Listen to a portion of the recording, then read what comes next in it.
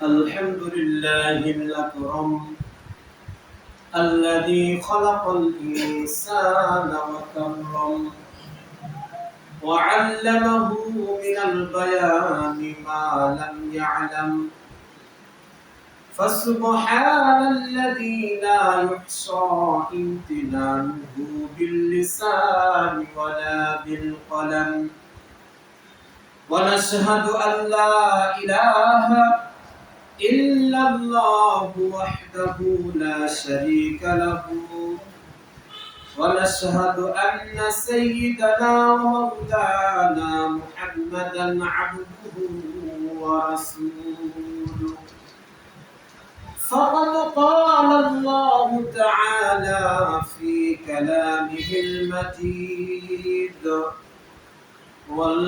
والفرقانه الحميد أعوذ بالله من الشيطان الرجيم بسم الله الرحمن الرحيم وما خلقت الجن والإنس إلا ليعبدون ما أريد منهم من رزق وما أريد أن يطعمون وقال تعالى وما خلقنا السماوات والأرض وما بينهما لاعبين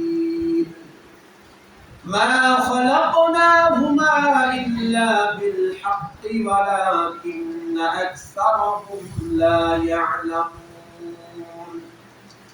وقال النبي صلى الله عليه وسلم عن أنس بن مالك رضي الله عنه قال قال رسول الله صلى الله عليه وسلم ما من مسلم يغرس غرسا أو يزرع زرعا فيأكل منه طير أو إنسان أو بهيمة إلا كان له به صدقة الحمد لله আল্লাহ তাআলার দরবারে লাখ কোটি শুকরিয়া যে আল্লাহ তাআলা আমাদেরকে দয়া করে মায়া করে মুহাব্বত করে ভালোবেসে আল্লাহর ঘর মসজিদের মধ্যে আসা এবং বসার তৌফিক দান করেছেন এজন্য সকলেই আল্লাহ তাআলার দরবারে শুকরিয়া জ্ঞাপন করি সকলে বলি আলহামদুলিল্লাহ দরুদ ও সালাম এর উপরে বিশ্বনবীর দরবারে যিনি ছিলেন রাহমাতাল লিল আলামিন হাবিবে কিবরিয়া মুর্শিদে আমিনা হুরে মদিনা সকলে বলি সাল্লাল্লাহু আলাইহি ওয়াসাল্লাম সম্মানিত উপস্থিতি আজকের আলোচ্য বিষয় হলো ইসলামী ইবাদত এবং তার তাৎপর্য পদ্ধতি আল্লাহ রাব্বুল আলামিন আমাদেরকে সকলকে একমাত্র ইবাদত করার জন্যই আল্লাহ তাআলা সৃষ্টি করেছেন এটা আমরা সকলেই জানি কিন্তু এই জানি এটাই শুধু খেয়াল করে শেষ কিন্তু আমরা আমাদের নিজেকে ওইভাবে আল্লাহ তাআলার কাছে প্রস্তুতি বিমগ্ন হয়ে আল্লাহ তাআলার কাছে একনিষ্ঠভাবে ইবাদত করি না তো দুনিয়ার শুরু থেকে যাওয়ার সময় হয়ে গেল শুরু থেকে শেষ পর্যন্ত আমাদের হায়াতগুলো বয়সগুলো দিনগুলো এক এক করে সপ্তাহ মাস দিন বছর যুগ এভাবে চলেই যাইতেছে কিন্তু আমরা সকলেই জানতেছি আল্লাহ তাআলা আমাদের দিনের মধ্যে কি জন্য পাঠাইছে সকলেই জানতেছি বুঝতেছি কাজের বেলায় করে এভাবেই আমাদের হায়াত শেষ হয়ে যাইতেছে সম্মানিত উপস্থিতি আরেকটা বিষয় হলো একটা আমাদের সমাজের মধ্যে বা আমাদের মাঝে অনেক একটা ভুল ধারণা আছে আমরা শুধু এটাই মনে করি যে নামাজ রোজা হজ যাকাত এটাই শুধু ইবাদত এটাই শুধু ইবাদত আর অন্যান্য বিধান যেগুলো আছে এগুলো ইবাদত নয় যে শুধু নামাজ আদায় করে সে পাক্কা নামাজি ঠিক আছে অন্যান্য তার কাজের বেলায় নেই সব কিছু আমাদের কি করতে হবে সঠিকভাবে আদায় করতে হবে। এটা আমার সমাজের মধ্যে, আমাদের মাঝে, আমাদের নিজের মাঝে সবচেয়ে বড় একটা ভুল যে নামাজ, রোজা, হজ, যাকাত এটাই শুধু ইবাদত। কিন্তু না, নামাজ, রোজা, হজ, যাকাতেই শুধু ইবাদত নয়, এটাই ইবাদত। আল্লাহ তাআলা ইবাদতের গণ্ডি অনেক বিস্তৃত। ইসলাম জিনিসটা ছোট একটা বিষয় নয়, অনেক বড় বিষয়। এই আল্লাহ তাআলার হুকুম মানা, আল্লাহ তাআলা যে নির্দেশ দিয়েছেন, যেগুলো নিষেধ করেছেন, এটার নামই হচ্ছে ইবাদত। আল্লাহ তাআলা যেগুলো আদেশ করেছেন এবং যেগুলো নিষেধ করেছেন, এটাই কি ইবাদত। আর এই ইবাদতটা নবী করিম সাল্লাল্লাহু আলাইহি সাল্লামের তরিকা মতো, তার বাতলানো, তার দিক নির্দেশনা অনুযায়ী, তার জীবনের প্র্যাকটিক্যাল অনুযায়ী দেখিয়ে দিয়েছেন। সেই তরিকা অনুযায়ী কি করতে হবে? আমাদের আমল করতে হবে। দেখেন, একজন সন্তান যখন ভূমিষ্ঠ হয় তখন থেকে তার আমল শুরু হয়ে যায়, ইবাদত শুরু হয়ে যায়। সে না পারলেও যে তার বাবা তার কানের মধ্যে কি দেবে? আযান দেবে। একটু বয়স হলে কিছুদিন যাওয়ার পরে চুল ফেলাবে, আকিকা করবে, সুন্দর নাম রাখবে। যখন 7-8 বছর হয়ে যাবে নামাজের তাকিদ করবে, তাকে কোরআন শিক্ষা দেবে, হাদিস শিক্ষা দেবে, ইসলামের রীতিনীতিগুলো তাকে শিক্ষা দেওয়া শুরু করবে। এই শিক্ষার জীবন শুরু এবং মৃত্যু পর্যন্ত তার ইবাদত চলতেই থাকে। সম্মানিত উপস্থিতি, আমাদের যদি নামাজ, রোজা, হজ, যাকাত শুধু ইবাদত নয়, যদি আমরা নবী করিম সাল্লাল্লাহু আলাইহি সাল্লামের তরিকা মতো যদি আমরা কি করতে পারি, জমি চাষ করি, সেটাও আমার কি হবে? ইবাদত হবে। নবী করিম সাল্লাল্লাহু আলাইহি সাল্লামের তরিকা মতো ব্যবসা বাণিজ্য করি, এটাও আমার ইবাদত হবে। আমি যদি নবী করিম সাল্লাল্লাহু আলাইহি সাল্লামের তরিকা মতো টয়লেটেও যাই, সেটাও আমার ইবাদত হবে। আমি যে কোনো দুনিয়াবি কাজ করি না কেন, নবী করিম সাল্লাল্লাহু আলাইহি সাল্লামের সুন্নত তরিকায় করি, যে কোনো কাজ করি, সেই কাজে কি হবে? আমার ইবাদত হবে। এরকম ভাবে সালমান ফারসি রাদিয়াল্লাহু আনহু নাম সকলে শুনছেন। তা আল্লাহ রাসূল কোনো কিছু বাদ রাখে নাই, সাহাবা আজমাইনদেরকে প্র্যাকটিক্যালি শিখিয়েছে।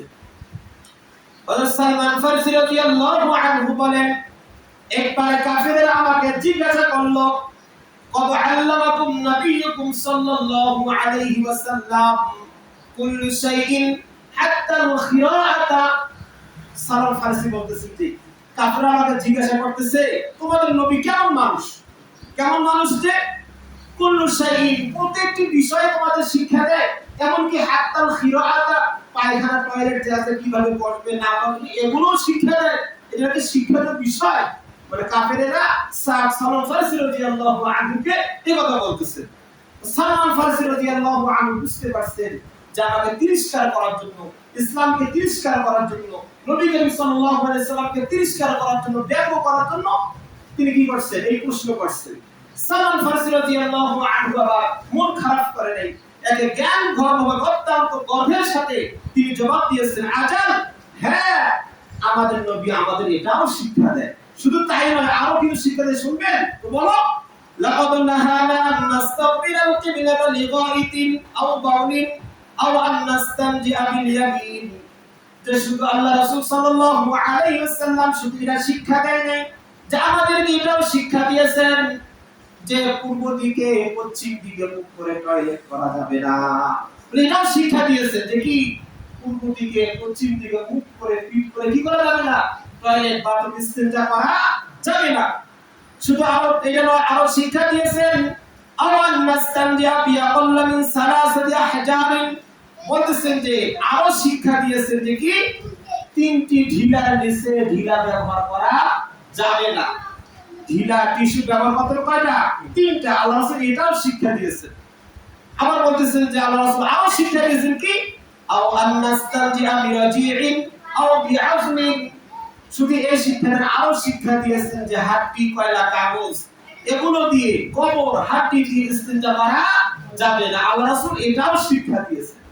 এইভাবে সালমান ফারসি রাদিয়াল্লাহু আনহু কাফেরদের জবাব এভাবে দিলেন।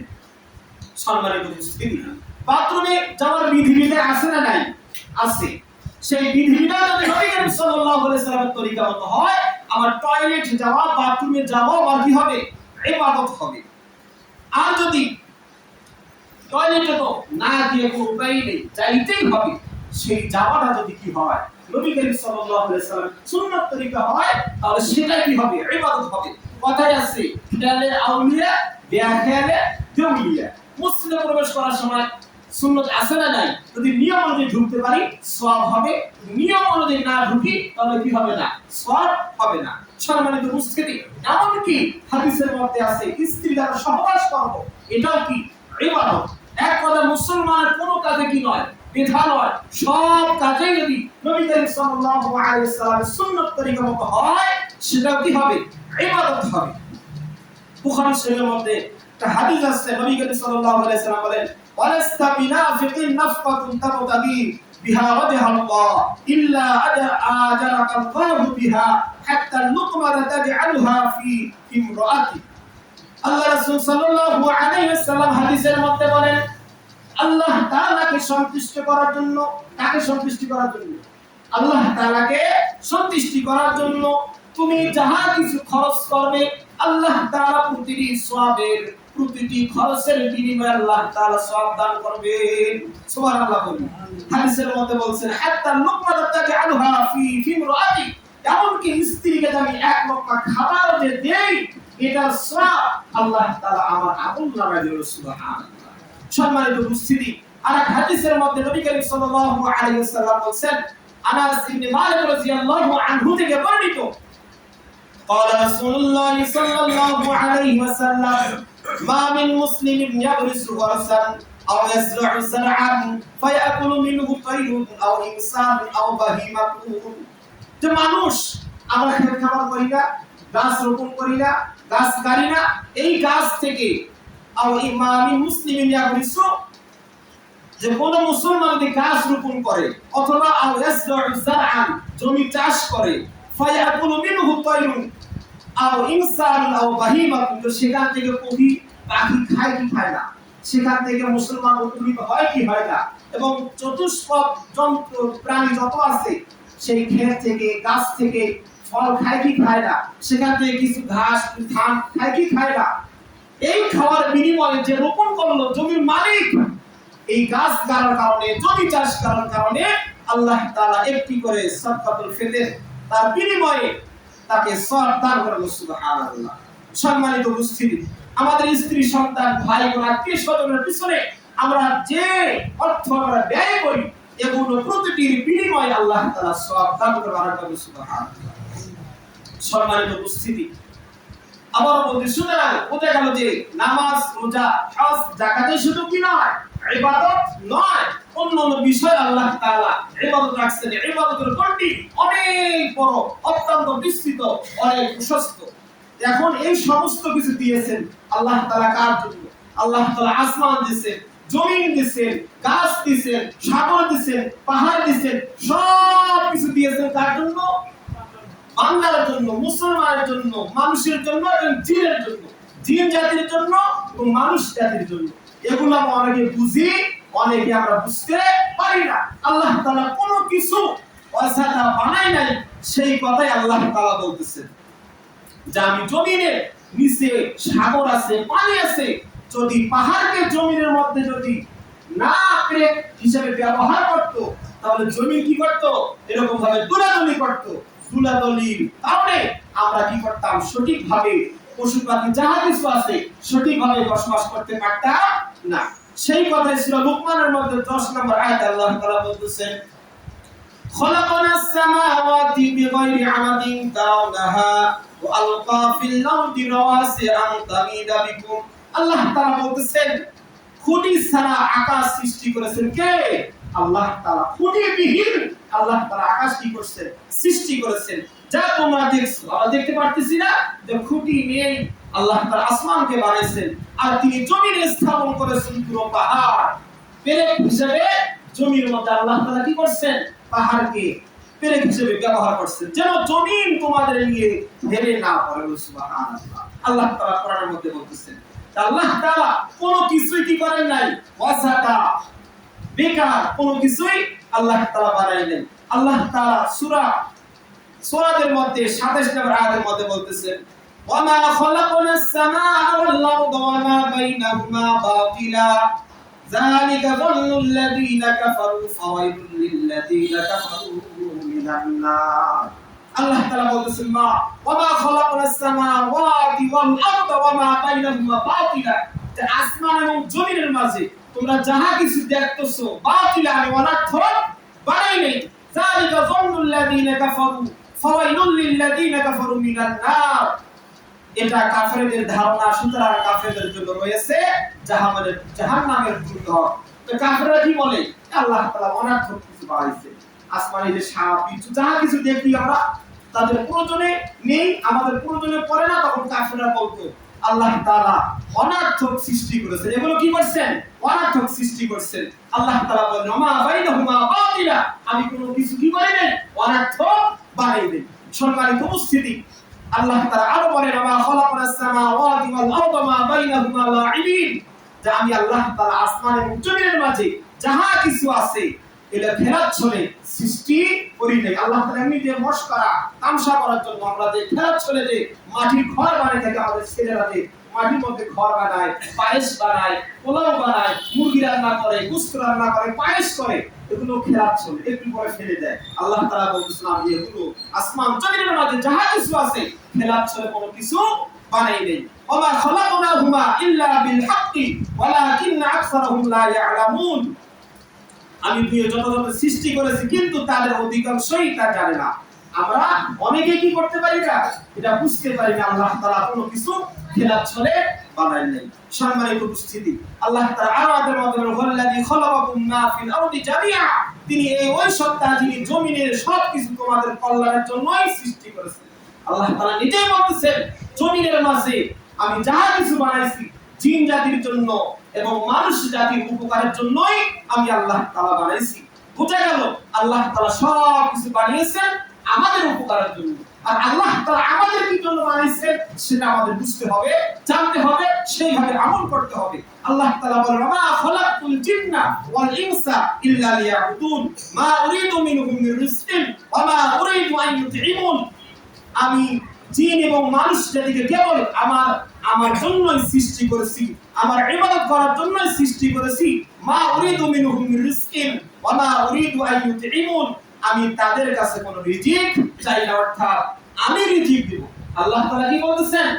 আমি তোমাদেরকে মানুষ এবং জিন জাতিকে আমি সৃষ্টি করেছি একমাত্র আমার ইবাদত করার জন্য।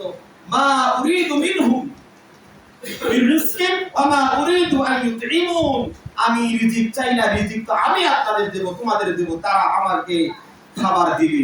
আল্লাহ তাআলা এই জন্য আমাদের থেকে কি চায় না, খাবার চাই না।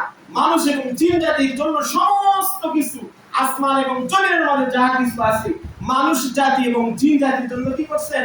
আল্লাহ তাআলা বানাইছেন। আর আল্লাহ তাআলা আমাদের বানাইছেন কার জন্য? আল্লাহ তাআলার জন্য।